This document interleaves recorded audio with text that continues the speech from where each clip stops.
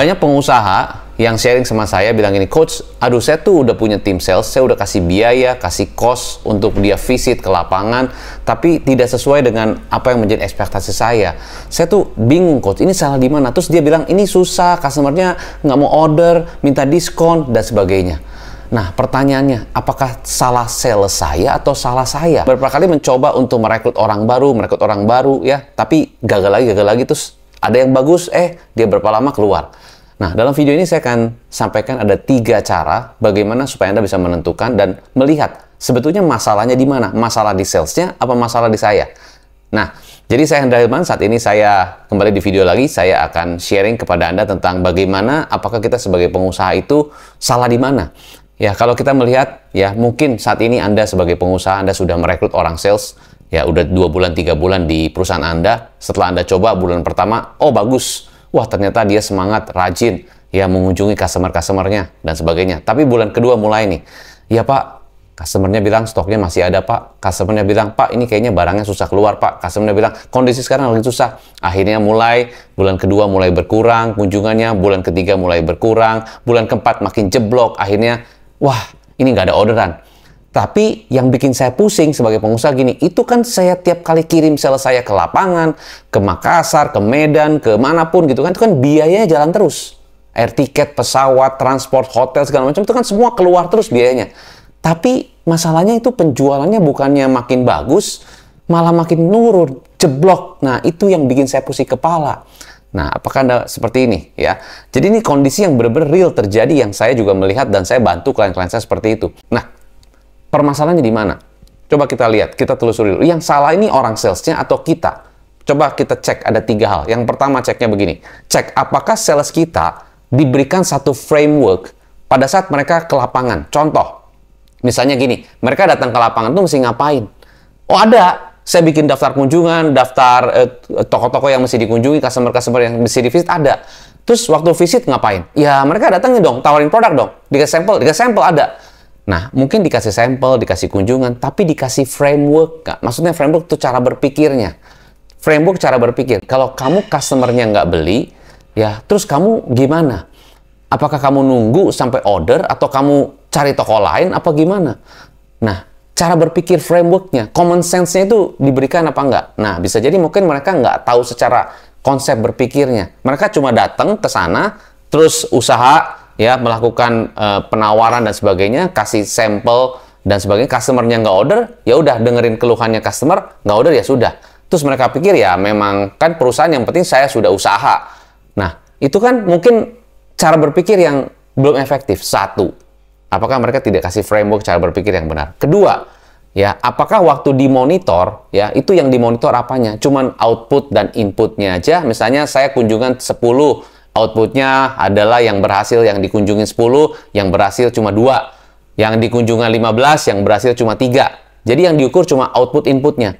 Pertanyaannya adalah apakah diukur per prosesnya?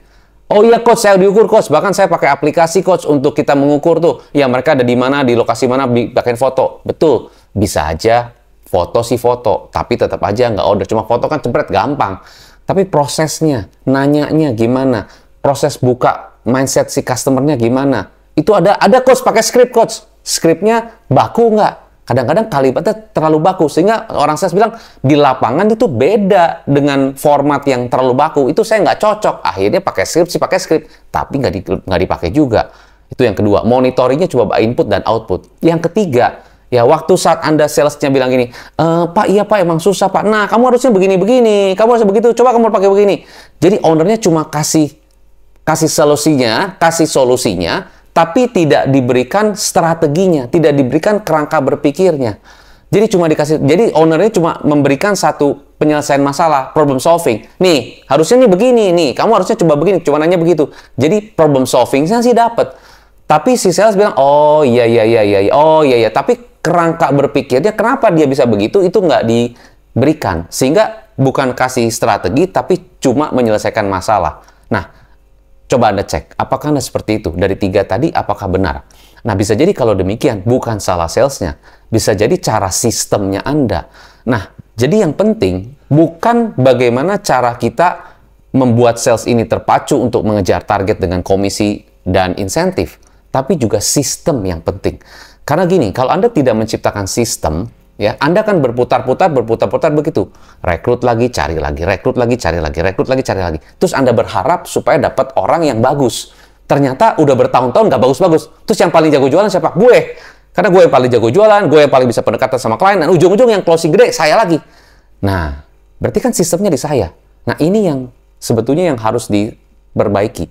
Jadi kalau begitu terus, berarti sayalah sistemnya. Nah, sistem itu harusnya adalah menciptakan sebuah proses, ya, ada 3 hal supaya Anda bisa menciptakan sebuah sistem. Yang pertama, sistem itu sesuatu yang Anda sudah buktikan dan hasilnya bagus, lalu Anda dokumentasikan melalui video, melalui skrip salah satunya, skrip bukan sistem, skrip salah satu dari sistem, lalu flow salesnya, lalu tipe customernya, customer lama, customer baru, customer A, customer B, customer C.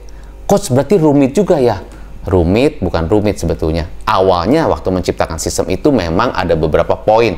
Saya tidak sebut rumit ya. Semua sesuatu kalau dibuat rumit jadi rumit. Tapi justru sistem itu sebetulnya sederhana. Asal kita tahu cara-caranya, poin-poinnya. Nah, ini yang saya bantu klien-klien saya menciptakan, membangun sales system. Jadi poin-poinnya. Jadi sistem tadi satu.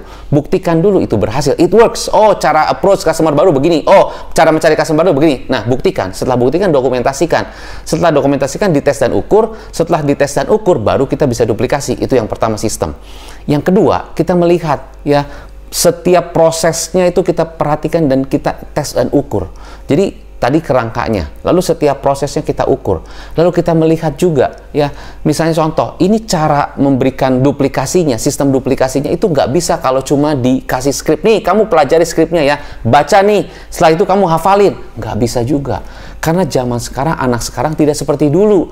Ya, kalau belajar cuma, kalau zaman dulu, ya generasi X, mungkin zaman saya waktu itu, dikasih PowerPoint, terus orang dikasih nih gambarnya, ini orang bisa belajar, orang bisa nyatet, terus bisa dihafalin, terus dilakukan. Zaman sekarang nggak begitu, harus diperagain, harus ada alat peraganya, harus ada contohnya, harus dipraktekin dulu, dicontohin langsung. Nah, jadi mungkin cara membuat mereka mau mengikuti sistem Anda tidak sama seperti zaman dulu, cuma dikasih modul, dikasih handbook, dikasih PowerPoint, atau dikasih modul, dipelajari. No, zaman sekarang harus ada contohnya, harus ada role play-nya, harus ada demonya dulu, harus ada pembuktian. Nah, itu juga bagian dari sistem. Sebagai contoh begini, ya, misalnya seorang sales datang ke satu customer, terus customer bilang gini, ini saya maunya bayarnya utang ya, saya tempo bayarnya, kalau bayar cash saya nggak bisa. Iya sih Pak, tapi kalau cash sebetulnya lebih bagus sih Pak. Kalau utang sih soalnya di perusahaan kita nggak bisa sih Pak. Skenario 1. Skenario 2. Ini saya minta barangnya kalau bisa bayarnya saya tempo ya.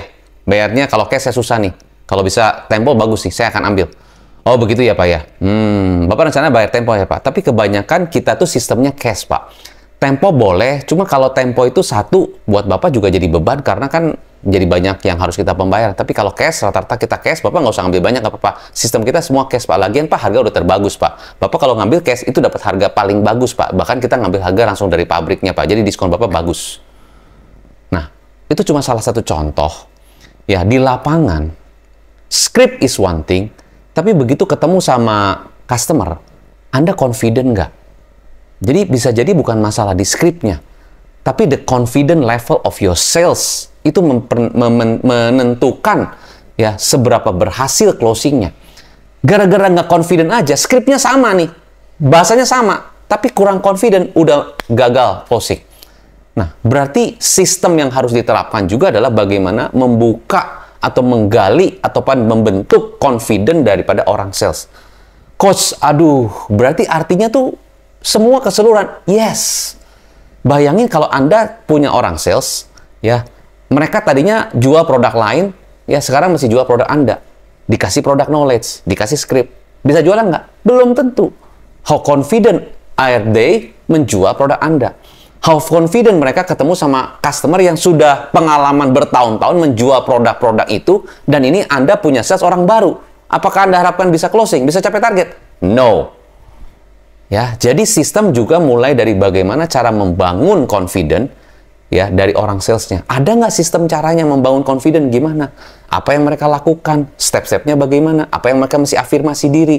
Apakah mereka mesti membuat satu uninstall yang negatif, bikin yang positif dalam diri sendiri? Itu juga bagian dari membangun confident. Ya, sales is about confident. If you don't confident to talk to people, people will close you. Orang lain akan close Anda. Dan kalau orang lain close Anda, apapun yang Anda ngomong, nggak akan didengerin sama klien. Itu yang terjadi. Nah, kenapa Anda yang paling jago closing? Karena Anda yang paling confident di perusahaan Anda. Sales Anda nggak confident. Problemnya adalah Anda nggak tahu di mana salahnya. Nah, bisa jadi mungkin salahnya di confident level daripada tim sales Anda. Aduh, berarti ini orang HR saya nih nggak bisa rekrut. Bukan masalah nggak bisa rekrut. Mungkin mereka rekrut juga udah benar. Ya, tanya dari sisi pengalaman, tanya dari sisi kualifikasi, tanya dari sisi mungkin pakai IQ test dan sebagainya. Betul. Tapi begitu mereka masuk ke perusahaan Anda, lihat produk Anda ternyata beda banget sama produk yang mereka dulu pernah pengalaman di perusahaan. Jadi confidence-nya turun dan ketemu sama customer yang sudah berpengalaman, ditembak sama customer, kamu nih nggak bisa nih, down lagi. Itu yang terjadi. Begitu salesnya ditembak sama customer dan down lagi, aduh, kayaknya berat di sini, resign. HR bilang, udah direkrut tapi resign. Bosnya pusing, udahlah, nggak usah rekrut, gua aja jualan. Itu yang terjadi kan. Dan itu berputar, cari lagi rekrut. Akhirnya, ya putar di sisi yang sama. Nah, sales system tidak terbangun, orang sales hebat tidak tercapai. Sales tidak capai target juga enggak. Ada 3. Sales bagus nggak dapet, sistem tidak terjadi, penjualan tidak tercapai. Oke? Apakah terjadi seperti itu? Nah, ini yang saya melihat di beberapa bisnis, ditambah dengan kondisi eksternal yang terjadi. Jadi, langkah saya, tujuan saya di sini bantu Anda supaya apa? Supaya membentuk sales system. Memang saya tahu bentuk sistem is not easy. Yes, I know. I did. Saya juga melakukan itu. Tapi kalau saya tidak mulai dari sekarang, ujung-ujung saya sendiri. Akhirnya semua di saya. Ya, Anda jadi Anda bukan bangun bisnis, Anda punya title. Ya, title di bisnis Anda sendiri, fancy, super salesman. Udah itu aja. Ya, kalau nggak ada nggak jalan. Apapun bisnis Anda. Ya, so kalau Anda itu terjadi, saran saya langkah pertama Anda adalah Anda hubungi tim saya. Kita lakukan yang namanya sales assessment test di bisnis Anda, di audit sales systemnya, sales division Anda. Dari situ kita baru tahu salahnya di mana. Baru kita pelajari, baru kita tahu solusinya di mana. Ya, kalau Anda ingin membangun sales system, ya mulai dari langkah Anda sekarang. Bisa jadi langkah Anda menentukan prestasi bisnis Anda sekarang. Kalau Anda seorang CEO, keputusan Anda menentukan kemajuan bisnis Anda 2 tahun, 3 tahun ke depan. So, make the right decision for your business. Nantikan saya di video selanjutnya untuk saya membahas lebih dalam lagi tentang sales system untuk bantu bisnis Anda. Saya Hendra Hilman, sukses selalu. Salam pengusaha.